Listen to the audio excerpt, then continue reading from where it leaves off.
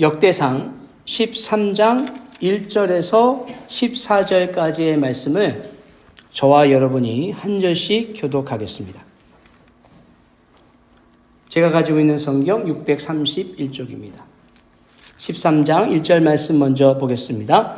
다윗이 천부장과 백부장 곧 모든 지휘관과 더불어 의논하고 다윗이 이스라엘의 온 회중에게 이르되 만일 너희가 좋게 여기고 또 우리의 하나님 여호와께로 말미암았으면 우리가 이스라엘 온 땅에 남아있는 우리 형제와 또 초원이 딸린 성읍에 사는 제사장과 레위 사람에게 전령을 보내 그들을 우리에게로 모이게 하고 우리가 우리 하나님의 궤를 우리에게로 옮겨오자.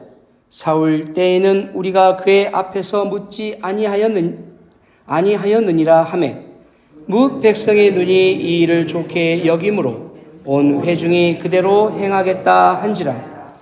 이에 다윗이 애굽의 시올 시내에서부터 하맛 어기까지 온 이스라엘을 불러 모으고 기럇 여아림에서부터 하나님의 궤를 메어 오자고 할세.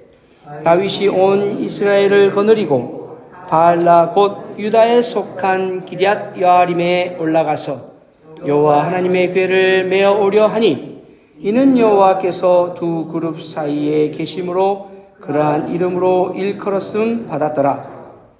하나님의 궤를 새 수레에 싣고 아미나답의 집에서 나오는데 우사와 아히오는 수레를 몰며 다윗과 이스라엘 온 무리는 하나님 앞에서 힘을 다하여 뛰놀며 노래하며 수금과 비파와 소고와 재금과 나팔로 연주하니라. 기돈의 타작마당에 이르러서는 소들이 뛰므로 우사가 손을 펴서 궤를 붙들었더니 우사가 손을 펴서 궤를 붙들므로 말미암아 여호와께서 진노하사 치심에 그가 거기 하나님 앞에서 죽으니라. 여호와께서 우사의 몸을 찢으셨으므로 다윗이 노하여 그곳을 베레스 우사라 부르니 그 이름이 오늘까지 이르니라. 그날에 다윗이 하나님을 두려워하여 이르되 내가 어떻게 하나님의 궤를 내 곳으로 오게 하리요 하고 다윗이 궤를 옮겨 자기가 있는 다윗 성으로 메어 드리지 못하고 그 대신 가드 사람 오벳 에돔의 집으로 메어 가니라. 하나님의 궤가 오벳 에돔의 집에서 그의 가족과 함께 석 달을 있으니라. 여호와께서 오벳 에돔의 집과 그의 모든 소유에 복을 내리셨더라. 아멘. 역대상 13장 1절부터 14절까지의 말씀이었습니다. 오늘 우리는 다윗 왕의 통치 초기에 있었던 아주 중요하고 가슴 아픈 사건을 함께 나누고자 합니다. 다윗은 이스라엘의 모든 지파를 통일하고 명실상부한 왕이 되었습니다. 이제 그의 마음속에는 아주 선하고 거룩한 열망이 타오르기 시작했습니다. 그것은 바로 오랫동안 잊혀졌던 하나님의 궤, 곧 하나님의 임재의 상징을 다시 이스라엘의 중심부인 다윗 성으로 모셔오는 것이었습니다. 여러분, 하나님의 궤, 그러니까 언약궤를 말하는 것이죠. 이 안에는 무엇이 들어있는 줄 아십니까? 히브리서 9장 4절에 보니까 이 하나님의 언약궤 안에는 십계명이 적힌 두 돌판과 만나를 담은 금 항아리와 아론의 쌍난 지팡이가 들어있다라고 증거하고 있습니다. 자, 이 하나님의 언약궤 안에 들어있는 이 세 가지 성물은 이스라엘 백성들이 광야를 지날 때에 하나님이 함께 하셨다라고 하는 증표들입니다. 그래서 이 세 가지의 성물이 들어있는 이 하나님의 언약궤는 이스라엘 백성들에게 굉장히 중요한 성물입니다. 하나님이 우리와 함께 하신다. 하나님이 우리와 동행하셨다. 하나님이 우리를 지키고 보호하셨다라고 하는 증표인 것입니다. 자, 이제 이 성물을 하나님의 약속의 증표이며 하나님이 함께 하신다는 이 성물을 다윗성 안으로 가져온다는 것, 얼마나 멋진 계획입니까?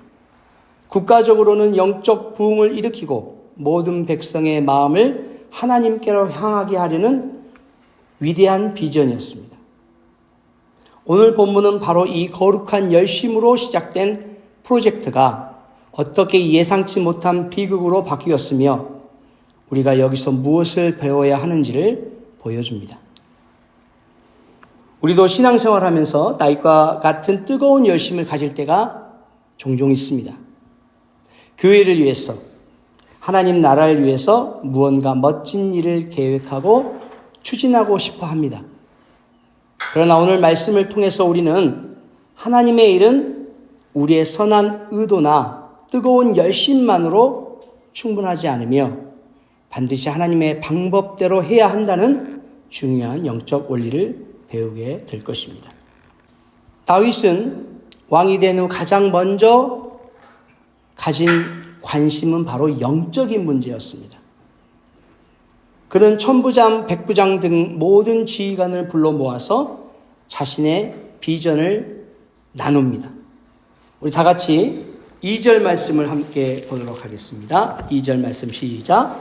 다윗이 이스라엘의 온 회중에게 이르되 만일 너희가 좋게 여기고 또 우리의 하나님 여호와께로 말미암았으면 우리가 이스라엘 온 땅에 남아있는 우리 형제와 또 초원이 딸린 성읍에 사는 제사장과 레위 사람에게 전령을 보내 그들을 우리에게로 모이게 하고. 계속해서 3절 말씀 한번 읽어볼까요? 우리가 우리 하나님의 궤를 우리에게로 옮겨오자 사울 때에는 우리가 궤 앞에서 묻지 아니하였느니라 하매.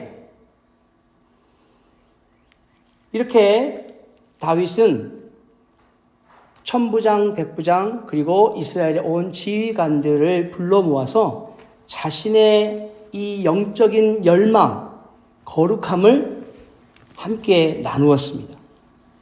자, 이 다윗의 말에 아주 중요한 세 가지 특징을 우리가 발견할 수 있는데요. 첫 번째는 다윗은 함께하는 리더였다는 것입니다. 오늘 본문에 보니까 너희가 좋게 여기면 이라고 말하며 독단적인 결정을 하지 않고 그가 속한 공동체의 동의를 구했다는 것입니다. 아주 리더에게 있어서 중요한 덕목이죠. 많은 사람들이 리더라고 하면 뭐 정치적인 리더가 됐건 영적인 리더가 됐건 어디 사회의 기관의 어떤 리더가 됐건 간에 리더라고 하면 많은 사람들이 기대하고 바라보는 것들이 있는데 그건 뭐예요? 첫 번째 카리스마입니다. 카리스마. 그죠? 카리스마가 있어야 돼. 그런데 여러분 카리스마와 독단을 잘못 이해하시면 안 됩니다. 여러분 참된 리더는 함께 동의를 구하면서 가는 거예요. 그가 속한 공동체의 동의를 함께 구하면서 가는 리더가 참된 리더입니다. 제가 맥클린 한인 장로교회에 와서 1년 한 5개월, 6개월 이렇게 사역을 하면서 느낀 것이 많이 있습니다만 그중에서 담임 목사님을 통해서 참 많은 것을 깨닫고 있습니다. 그런데 우리 담임 목사님의 그 리더십에 대해서 뭐 여러 가지 리더십이 있지만 오늘 제가 말씀드렸던 이 동의를 구하는 리더십. 제가 개인적으로 생각할 때 좀 답답할 때가 있어요. 그냥 밀어붙이시면 될 텐데, 한 7년, 8년 사역하셨으니까, 이제는 뭐, 마음 놓고 그냥 쭉 직진하시면 될 텐데, 아니에요. 끝까지 참고 기다리시고, 묻고, 동의를 구하시더라고요. 그런 모습을 볼 때 참 많이 배우게 됩니다. 두 번째로 이 다윗의 특징은 뭐냐면 하나님의 뜻을 구하는 것처럼 보였습니다. 우리 하나님 여호와께로 말미암았으면이라고 말하면서 이것이 이 일이 자신의 비전이 하나님으로부터 온 것인지를 묻습니다. 세 번째, 그의 동기가 순수했습니다. 사울 시대에 철저히 무시당했던 하나님의 궤를 다시 예배의 중심으로 가져와 하나님의 주권을 회복하고자 했습니다. 자, 이러한 다윗의 제안에 모든 백성이 4절에 어떻게 말하고 있습니까? 다 좋게 여겼다라고 이야기하고 있습니다. 자, 모든 것이 완벽해 보였습니다. 왕의 비전은 훌륭했고 백성들은 한 마음으로 지지했습니다. 이제 거국적인 축제가 시작될 준비가 되었습니다. 다윗은 온 이스라엘 무리를 모으고 여아림에 있는 아미나답의 집으로 가서 하나님의 궤를 가져오기 시작합니다. 그런데 여기서 첫 번째 결정적인 실수가 등장합니다. 우리 다 같이 7절 말씀을 함께 보도록 하겠습니다. 시작. 하나님의 궤를 새 수레에 싣고 아미나답의 집에서 나오는데 우사와 아히오는 수레를 몰며. 새 수레, 이것이 문제였습니다. 여러분, 사무엘상 6장을 보니까요, 블레셋 사람들이 하나님의 궤를 이렇게 돌려보낼 때에 소가 끄는 수레를 사용했다라고 기록하고 있습니다. 자, 그들은 율법을 모르는 이방인들이었습니다. 여러분, 블레셋 사람들이 이방인들이었죠. 그러니까 그렇게 그들은 하나님의 궤를 다룰 때 그냥 소가 끄는 수레에 실어서 보내버린 거예요. 하지만 이스라엘은 달랐습니다. 민수기 4장 15절 말씀에 하나님께서 직접 이스라엘 백성들에게 하나님의 궤를 어떻게 다룰 것인가 라고 말씀하고 있어요. 성막의 기구, 특히 언약궤는 반드시 레위 자손 고앗 사람들이 어깨에 메어서 운반해야 된다라고 명확하게 지시를 하고 있습니다. 거룩한 궤는 사람의 손이나 세상의 방법, 즉 수레가 아닌 하나님이 구별하신 사람들의 헌신적인 어깨로 옮겨져야만 했습니다. 다윗은 아마도 효율성과 편리성, 그리고 왕의 행차다운 화려함을 생각했을 것입니다. 여러분, 큰 수레에 하나님의 언약궤를 싣고 멋지게 다윗성으로 입성하는 모습을 한번 생각해 보세요. 얼마나 멋있습니까? 분위기는 최고조에 달했습니다. 그들의 열심과 기쁨은 진심이었을 것입니다. 하지만 그들의 열심은 잘못된 방법 위에 세워져 있었습니다.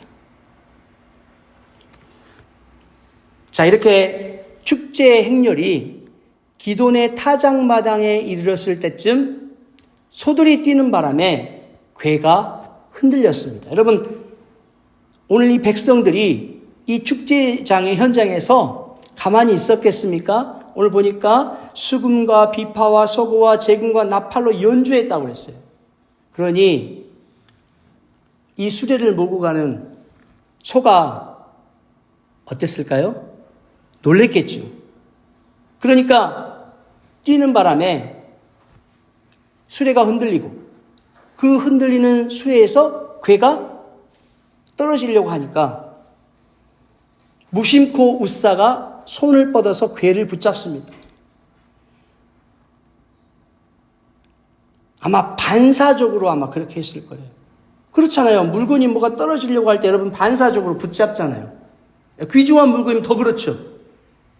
아마도 추측컨대 아마 몸을 날렸을 수도 있습니다. 이 우사는 자신의 온몸을 날려서 이 하나님의 언약궤가 이 수레로부터 떨어지지 않도록 필사적으로 그것을 막았을 거예요. 그 순간 하나님의 진노가 그에게 임하여 그를 치셨고 우사는 그 자리에서 즉사하고 말았습니다. 우사의 행동은 인간적으로 보면 당연한 열심과 그리고 반사적인 행동이었습니다. 거룩한 궤가 땅에 떨어져 훼손되는 것을 막으려는 선한 의도였습니다. 그러나 하나님께서는 왜 이토록 무섭게 반응을 하셨을까요? 이것은 하나님의 거룩성 때문입니다. 무엇 때문이라고요? 거룩성. 하나님의 궤는 단순한 상자가 아니라 죄인이 감히 만질 수 없는 거룩하신 하나님의 임재, 그 자체를 상징했다는 것입니다. 하나님은 율법을 통해 당신을 섬기는 방법을 분명히 가르쳐 주셨습니다. 새 수레라는 첫 번째 불순종이 손으로 만지는 두 번째 불순종을 낳은 것입니다. 하나님은 당신의 거룩함이 인간적인 방법이나 생각으로 침해당하는 것을 결코 용납하지 않으신다는 것을 온 이스라엘 앞에서 분명히 보여주셨습니다. 여러분, 오늘 이 하나님의 거룩성에 대해서 이야기를 할 때 문득 떠오르는 성경의 어떤 스토리가 생각나지 않으십니까? 여러분, 하나님께서 아담을 창조하시고 세상을 다 만들어 놓으시고 에덴 동산을 만드셨잖아요. 그리고 그 동산 중앙에 뭘 심어 놓으셨죠? 선악을 알게 하는 나무, 선악과를 심어 놓으셨잖아요. 그리고 그 선악과를 어떻게 하라고 그랬습니까? 절대로 따먹지 말라 그러셨어요. 따먹으면 어떻게 된다고요? 정령 죽으리라. 여러분 한번 생각해 볼까요? 무슨 사과 하나, 이제 사과라고도 많이들 이제 비유를 하는데, 그 과일 하나 따먹었다고 해서 그렇게까지 막 우리가 큰 범죄를 범한 것일까? 죄를 지은 것일까? 여러분, 이게 바로 하나님의 거룩성 때문이에요. 우리가 절대로 넘지 말아야 할 선이 있는 거예요. 하나님 앞에 절대로 우리 죄인된 인간이 다가가지 말아야 될 영역이 있는 것입니다. 여러분, 그것을 지키지 않으면 오늘 이 성경에 나와 있는 웃사의 죽음과 같은 선한 의도와 거룩한 열심이었지만 끔찍한 죽음을 맞이하게 되는 것입니다. 자, 이 끔찍한 사건 앞에서 다윗의 반응은 어떠했습니까? 11절에 보니까 분노했다라고 했어요. 그리고 12절 말씀에 두려움에 사로잡혔다라고 이야기하고 있습니다. 여러분, 분노와 두려움은 굉장히 가까운 친척 관계입니다. 내가 어찌 하나님의 궤를 내 곳으로 오게 하리요? 라고 탄식하며 자신의 계획이 무언가 근본적으로 잘못되었음을 깨닫게 됩니다. 그의 뜨거운 열심은 차가운 두려움으로 변해버렸습니다. 여러분, 이런 다윗의 반응, 태도 주변에서 많이들 보시죠. 교회에 열심으로 봉사하고 열심으로 신앙생활을 했던 사람이 어느 날 갑자기 무슨 이유인지 모르지만 차갑게 돌아서서 언제 그랬냐는 듯이 교회를 대적하거나 교회로부터 뒤를 돌아서거나 또는 성도님들에게 매몰차게 대하는 그런 사람들을 보셨을 거예요. 왜 그럴까요? 자신의 열심, 자신의 열망으로 하나님의 일을 하려다가 그 넘지 말아야 될 그 선을 넘어버린 거예요. 그러므로 인해서 오늘 다윗이 반응했던 것처럼 분노와 두려움에 휩싸이게 되는 것입니다. 이러한 경험을 한 사람들이 안타깝게도 교회를 떠나고 교회를 멀리하게 되고 교회를 향해서 냉담하게 반응하는 것입니다. 자, 계속해서 다윗은 결국 궤를 다윗 성으로 가져가는 것을 포기하고 근처에 있는 가드 사람 오벳 에돔의 집으로 궤를 옮겨 놓습니다. 그런데 놀라운 일이 벌어집니다. 14절 말씀 다 같이 한번 읽어보도록 하겠습니다. 14절 말씀 시작. 하나님의 궤가 오벳 에돔의 집에서 그의 가족과 함께 석 달을 있으니라. 여호와께서 오벳 에돔의 집과 그의 모든 소유의 복을 내리셨더라. 웃사가 죽었던 바로 그 하나님의 궤가 오벳 에돔의 집에서는 저주가 아닌 축복의 통로가 되었다는 것입니다. 똑같은 하나님의 임재가 한쪽에서는 심판으로 다른 한쪽에서는 축복을 가져온 것입니다. 이 차이가 어디에서 왔을까요? 바로 신앙의 태도, 믿음의 자세에서 오는 것입니다. 우사는 인간적인 생각으로 하나님의 거룩함을 침범했습니다. 넘지 말아야 될 선을 넘어버렸어요. 그것이 반사적이었건 본인의 열심이었건. 그러나 오벳 에돔은 두렵고 떨리는 마음으로 하나님의 궤를 받들어 섬겼을 것입니다. 그는 하나님의 방법을 따랐고 그 결과 그의 온 집안이 석 달 동안 넘치는 복을 경험하게 되었습니다.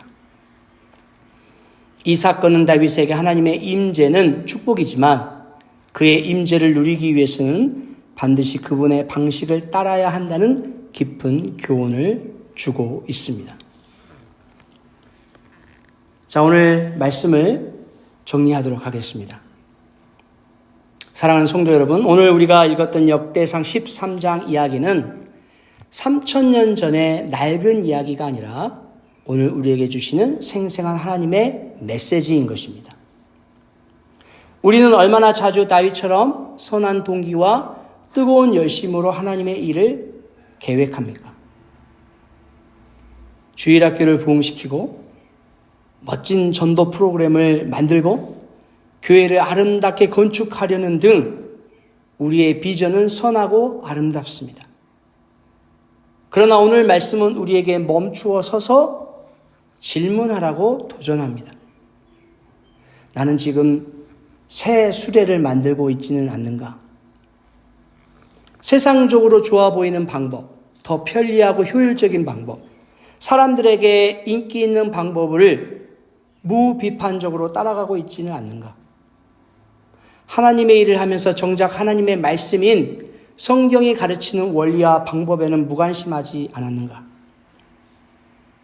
기도는 뒷전이고 우리의 경험과 지혜만 의지하고 있지는 않았는가? 여러분 한번 멈추어 서서 질문해 보시기 바랍니다. 우사의 비극은 하나님의 일은 결과뿐만 아니라 과정도 중요하다는 것을 보여줍니다. 하나님은 우리의 열매만 보시는 것이 아니라 그 열매를 맺기까지 우리가 어떠한 마음과 태도로 어떠한 방법으로 따랐는지를 보고 계신다는 사실입니다.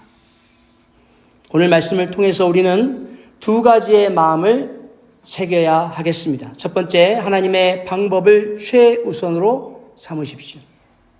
하나님의 방법을 최우선으로 삼으십시오. 어떤 일을 시작하기 전에 나의 열심과 계획보다 먼저 하나님은 무엇을 원하시는가? 또 성경이 무엇이라 말하고 있는가를 묻는 우리가 되어야 하겠습니다. 기도로 하나님의 뜻을 구하고 말씀의 원리 위에서 여러분의 인생의 계획을 세워가시기 바랍니다. 두 번째로 우리가 마음에 새겨야 할 것은 하나님을 향한 거룩한 두려움을 회복하시기 바랍니다. 하나님은 친밀한 아버지로 느끼는 것도 중요하지만 그분이 온 우주를 다스리시는 거룩하고 두려운 왕이심을 잊지 말아야 합니다. 그 경외심이 우리를 함부로 행하지 않게 하고 순종의 자리로 이끌 것입니다. 우리가 인간적인 새 수레를 내려놓고 힘들고 더질지라도 두렵고 떨리는 마음으로 하나님의 말씀을 어깨에 메고 나아갈 때에 우사의 심판이 아닌 오벳 에돔의 축복이 우리 개인과 가정 그리고 맥클린 한인 장로교회 위에 충만하게 임할 줄 믿습니다. 우리 함께 기도하실 텐데요. 오늘 말씀을 기억하면서 생각하면서 회개의 기도 그리고 순종의 기도 그리고 결단의 기도를 잠시 하도록 하겠습니다. 기도하겠습니다. 하나님,